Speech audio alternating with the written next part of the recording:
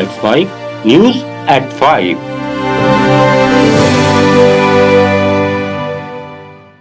नमस्कार, let's mic में आप सुन रहे हैं न्यूज एट 5। बुलेटिन की शुरुआत हम करेंगे आज की सबसे बड़ी खबर से, फिर जानेंगे देश, दुनिया और आपके अपने राज्यों तक की बड़ी अपडेट्स।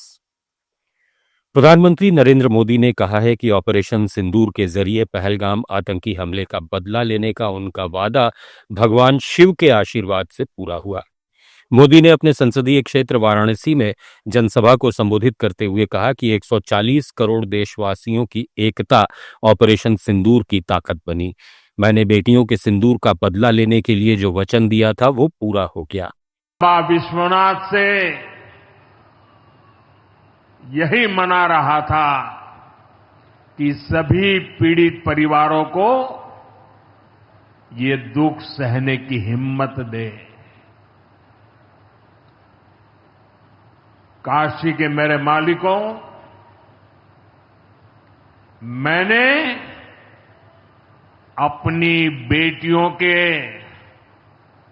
सिंदूर का बदला लेने का जो वचन दिया था,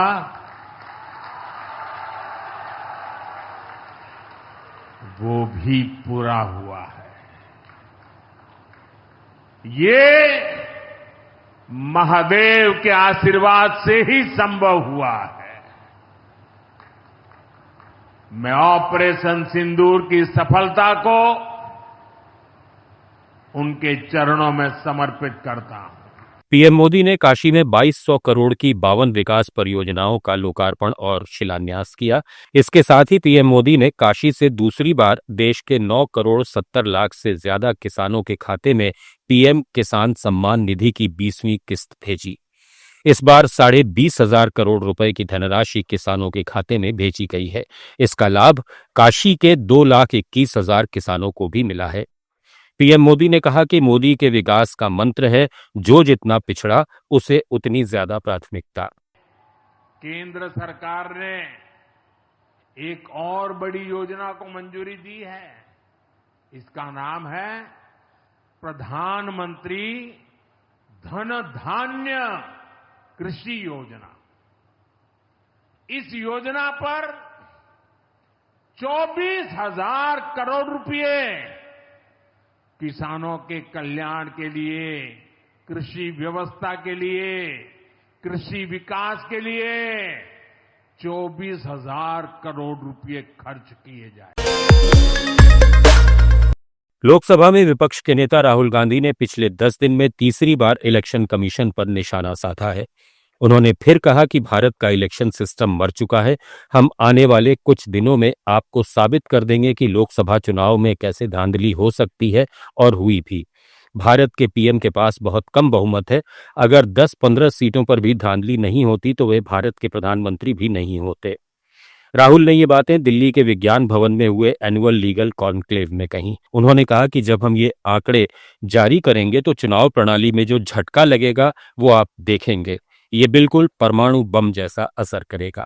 Because the truth, my friends, is that the election system in India is already dead. Please remember one thing. The Prime Minister of India is the Prime Minister of India with a very slim majority. If 10-15 seats were rigged, and we suspect actually the number is much closer to 70, 80, 100. If 15 seats were rigged, he would not be the Prime Minister of India. And we are going to prove to you, in the coming few days, we are going to prove to you without any doubt in the coming few days how a Lok Sabha election can be rigged and was rigged. So, it's very clear that the institution that holds this, that protects this, that holds this, that defends this, has been obliterated and taken over.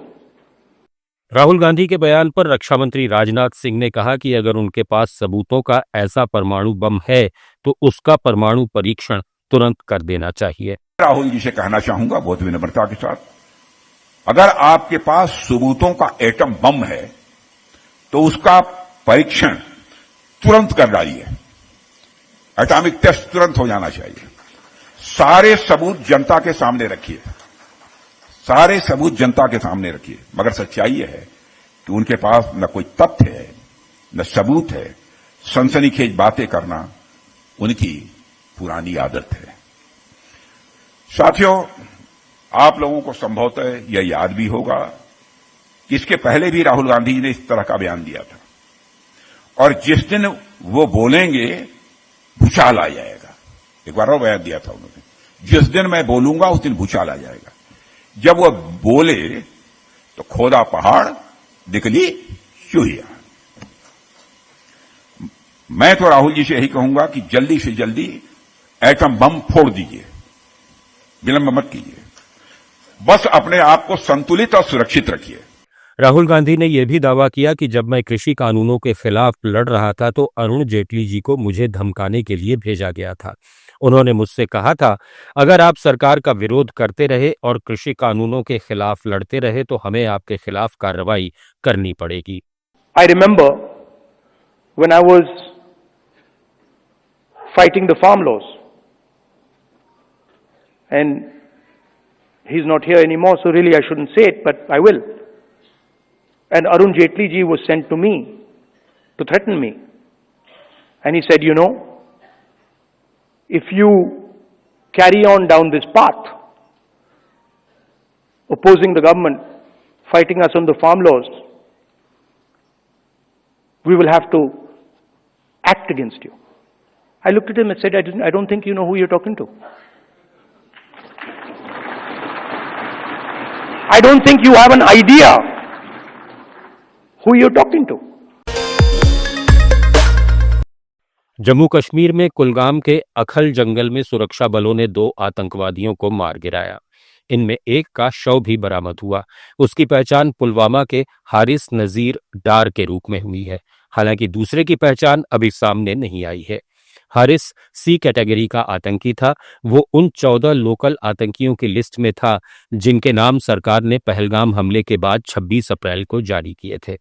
उसके पास से AK-47 rifle, magazine, grenade और गोला बारूद बरामद हुआ।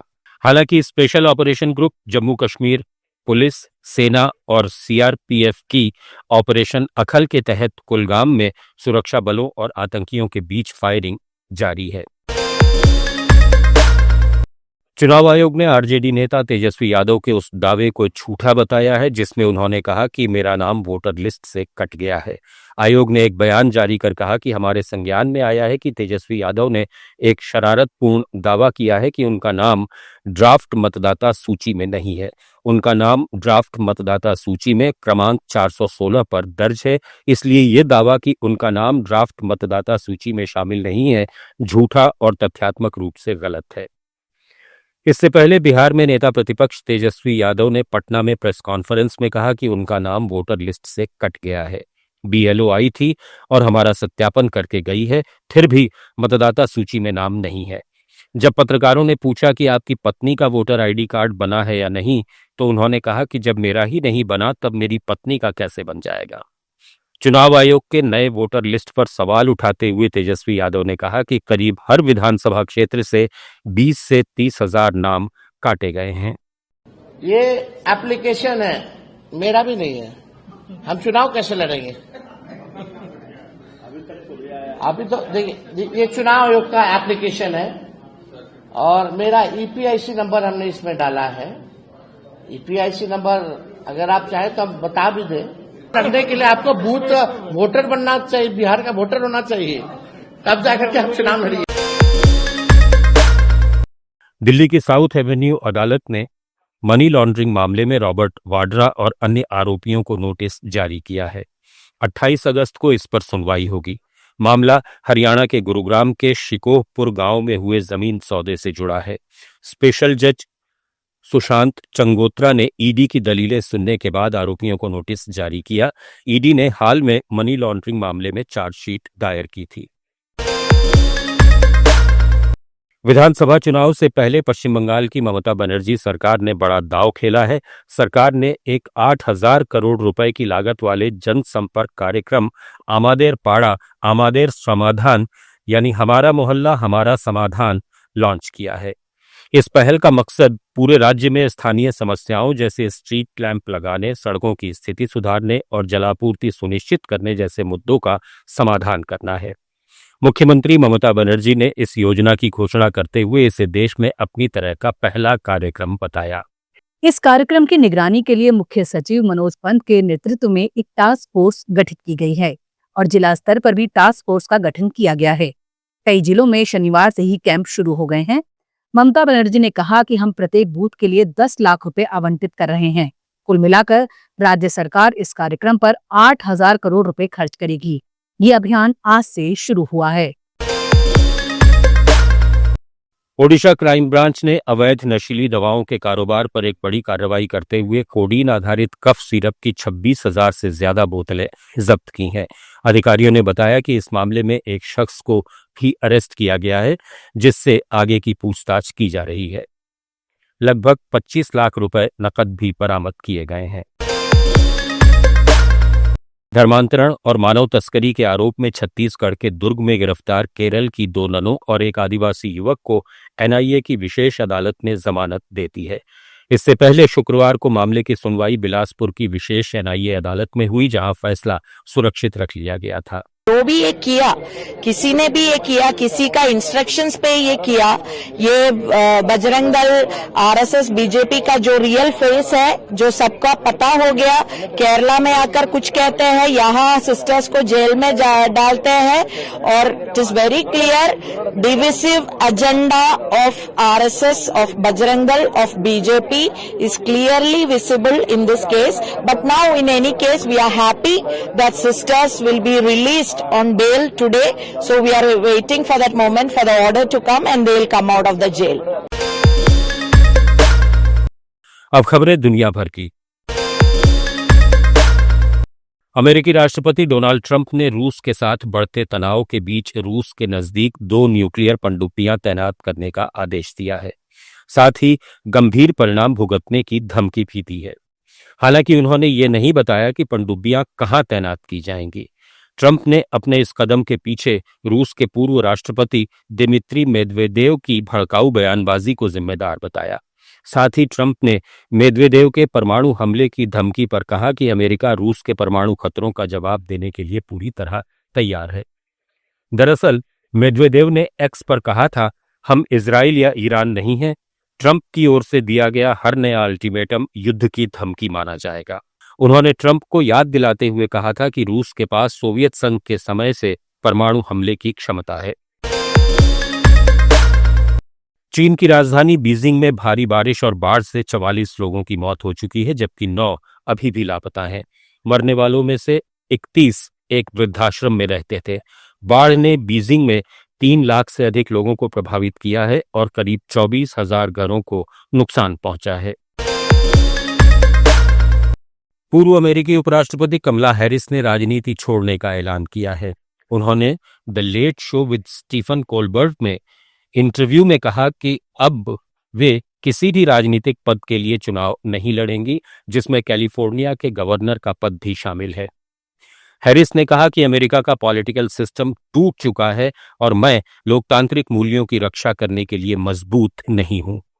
California की governor रह चुकी हैरिस ने कहा कि उन्होंने अपने पूरे करियर में जनता की सेवा की है।